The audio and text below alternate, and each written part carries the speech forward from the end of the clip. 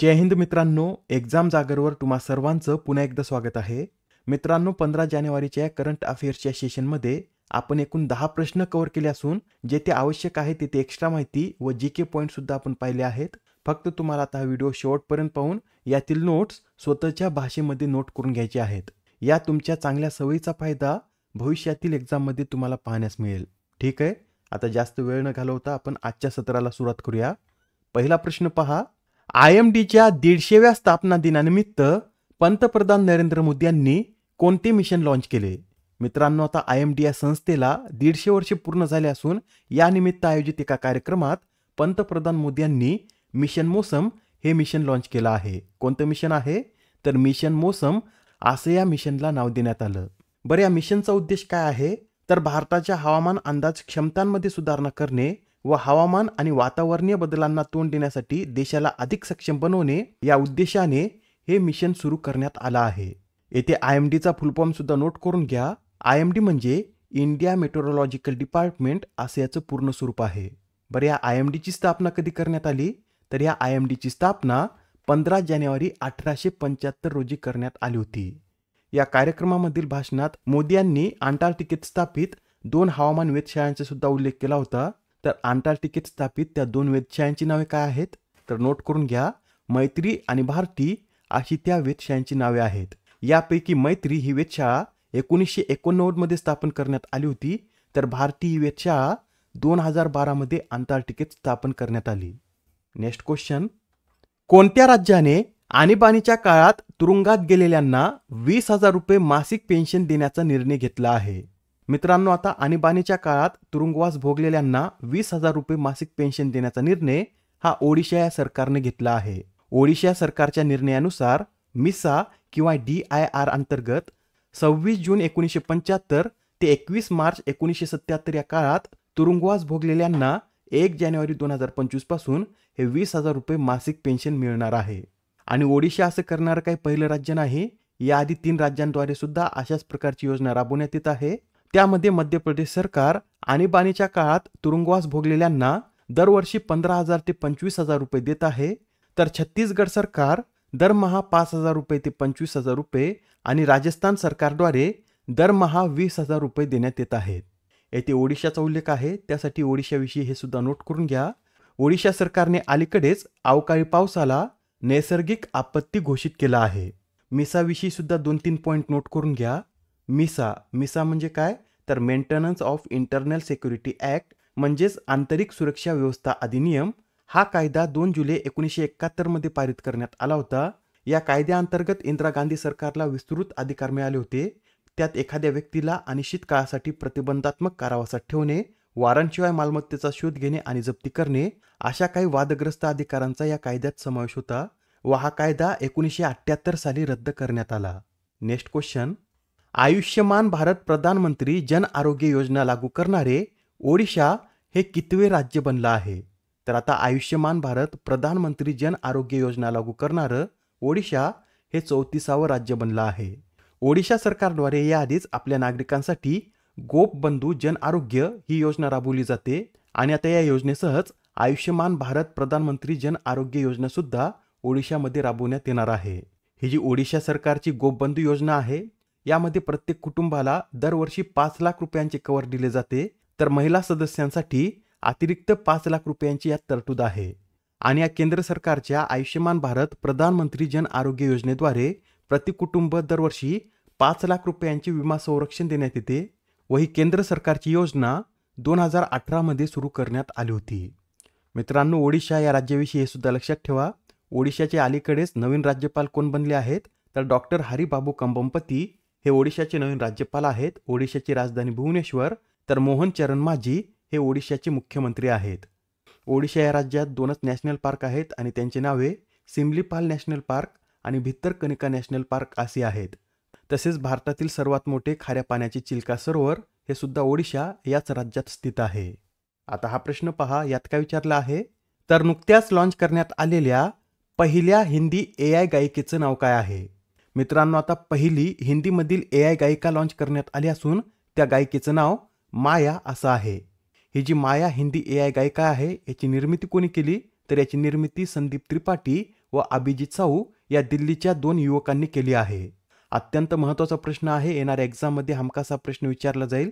तर लक्षात ठेवा, पहिल्या हिंदी AI गायिकेचं नाव माया असं आहे. याआधी 2024 मध्ये आपण हे सुद्धा पाहिलं होतं की भारतातील पहिली AI शिक्षिका ही केरळ या राज्यानं लॉन्च केली आहे. तर आसाम या राज्याने ईशान्य भारतातील पहिली AI शिक्षिका लॉन्च केली असून त्या शिक्षिकेला आयरिस असं नाव दिलं आहे. पुढील प्रश्न पहा. AFI ॲथलीट्स कमिशनच्या अध्यक्षपदी कोणाची नियुक्ती करण्यात आली?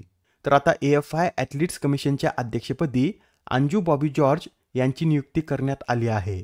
हे जे AFI ॲथलीट्स कमिशन आहे यात एकूण 9 सदस्य असतात आणि आता नवीन पॅनलमध्ये 6 महिला आणि 3 पुरुषांचा समावेश असून यात नीरज चोप्रा यांचा देखील समावेश आहे. अंजू बॉबी जॉर्ज यांच्याविषयी सांगायचं झालं तर त्या उंच उडी या खेळाशी संबंधित आहेत आणि सध्या त्या AFI मध्ये वरिष्ठ उपाध्यक्ष म्हणून कार्यरत आहेत. अंबू बॉबी जॉर्ज यांना जे पुरस्कार मिळाले आहेत त्यात 2002 मध्ये अर्जुन पुरस्कार, 2003 सालचा खेलरत्न तर 2004 सालच्या पद्मश्री या पुरस्कारांचा समावेश आहे. मित्रांनो, 2024 मधील काही महत्त्वपूर्ण नियुक्त्या आपण एकदा पाहून घेऊया.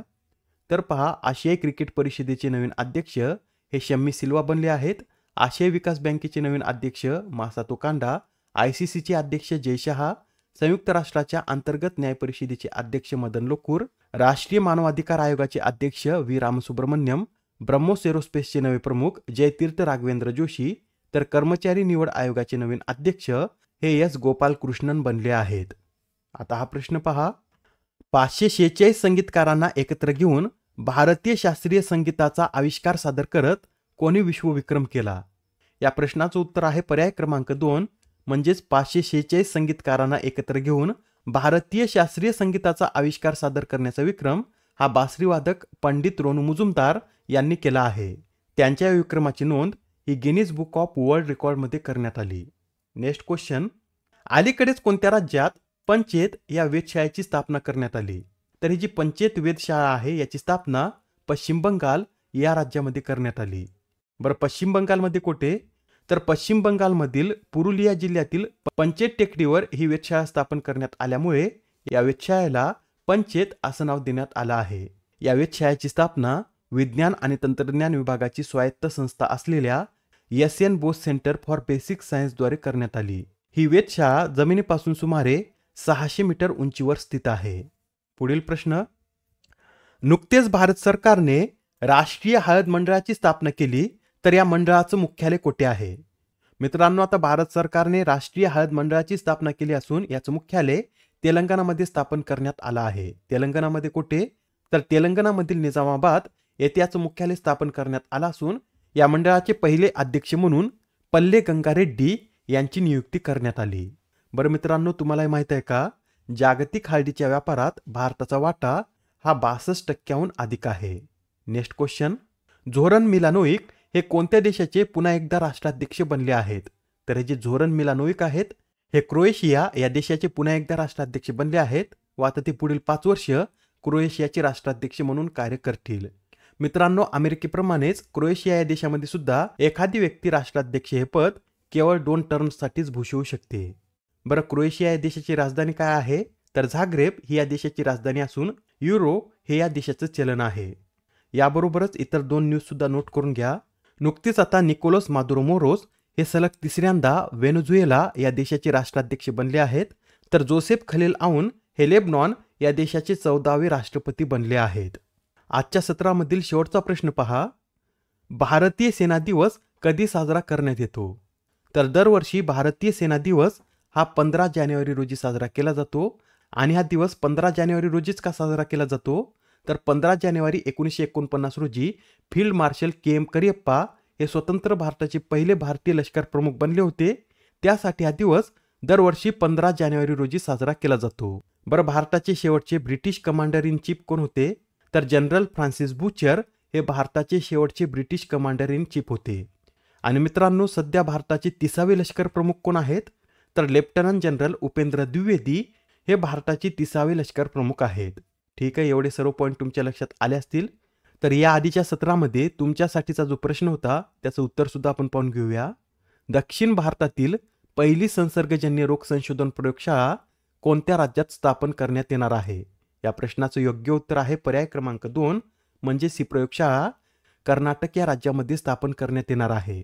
कर्नाटकमध्ये कोठे?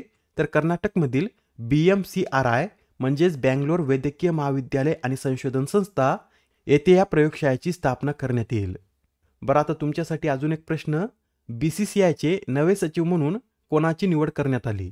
आता या प्रश्नाचं उत्तर कमेंटमध्ये देण्याचा प्रयत्न करा.